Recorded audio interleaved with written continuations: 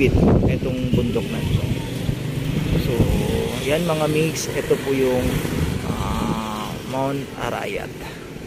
So mapalad ho tayo na ito po nasisilayan po natin ngayon. Nandito po tayo sa isang mataas na building dito sa Arayat. Ngayon kitang kita na po natin yung bundok na ito. So kung bago pa lang po kayo sa aking channel, sana huwag kalimutan mag-subscribe, mag-like at mag-share, mag-comments at papindot na din ng notification bell button para mga mix ma-updated kayo sa aking mga travel vlog.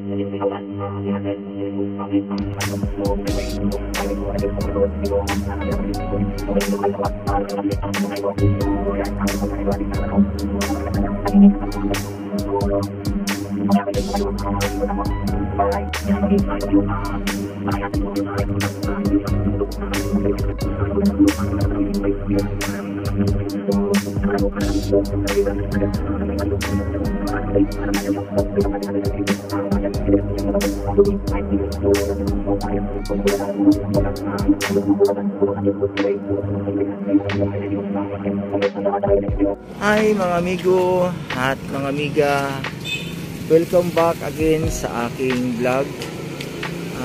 Ngayon mga amigo, mga amiga, nasa Arayat, Pampanga po tayo. Ito po yung Arayat. May mga kwentong kababalaghan sa bundok na ito. Napalad po tayo mga mix na nakarating po ako dito. Layan ko kung dati po nakikita ko lang po sa isang television, nakikita ko lang sa isang libro. Ngayon ito personal ko na po siyang layan. So mga mix, kung bago pa lang po kayo sa aking channel, sana huwag kalimutan mag-subscribe, mag-like, mag-share, pa-comments at pindot na rin ng notification bell button para updated kayo sa aking mga travel. Okay, so mga mix, ito po yung alam kung ito po ay bundok o ito po yung bulkan. Yun nga, pero ang sabi nga nila, ito daw po yung bulkan na natutulog. 2,000 years ago, sumabog na daw po ito. Bulkan na natutulog. So may haba po siya na 1,028 meters or 3,363 feet itong bundok na ito. So yan mga mix, ito po yung Mount Arayat. So mapalad ho tayo na ito po na po natin ngayon. Nandito po tayo sa isang mataas na building dito sa Arayat. Ngayon kitang kita na po natin yung bundok na ito.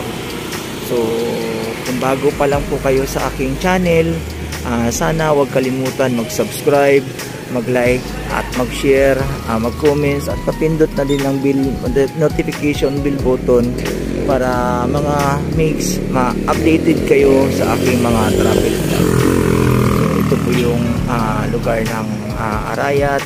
Ito po yung palengke ng Arayat. So yan mga amigo, mga amiga, yun po yung public market ng Arayat. So nandito po tayo sa isang lugar, sa isang building na kitang kita at sila na po natin yung kagandahan ng Mount Arayat. So salamat sa inyong papanood sa aking vlog. Sa sunod na mga video ko, huwag kalimutan po na panoorin. Sana po i-subscribe din po ninyo, i-like, i-share, comments at bell notification para updated po kayo sa aking mga travel vlog. Maraming salamat mga amigo, mga amiga. Bye bye, ingat po tayo, God bless, bye bye.